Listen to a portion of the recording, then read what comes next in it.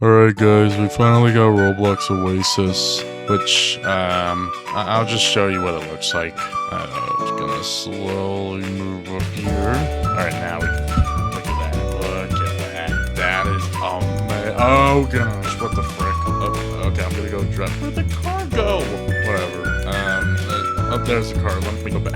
Okay, let me go on the road. Oh, wait, if I just move my mouse right, hey look, there's two houses.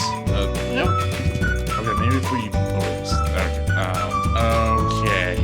what's happening? Okay, let's do this. Maybe this could help a little bit more.